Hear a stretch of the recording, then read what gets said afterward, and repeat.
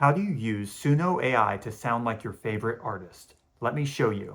I will ease your mind like a bridge over scary. That's not Simon and Garfunkel. That's entirely made by AI. How does this actually work? I've been experimenting with Suno AI, and here's what I've learned about prompting. Suno doesn't let you use artist name or band name due to copyright restrictions, but you can get around that by using descriptors to describe the overall tone.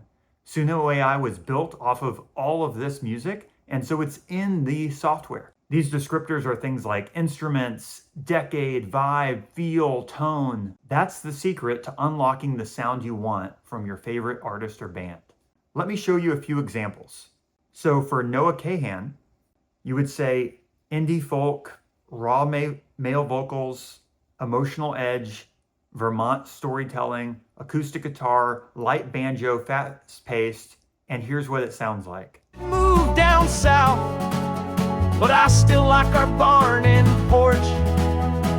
Even if you're looking for a vibe like The Killers or 1975, you would say indie rock, synth textures, male vocals, anthem choruses, 2000s retro tone. shine in a place like this. Pull it all back tonight.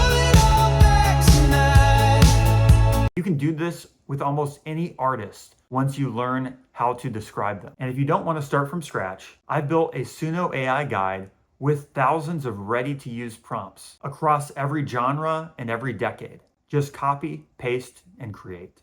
You can check that out now. Link is in the description. Have fun creating.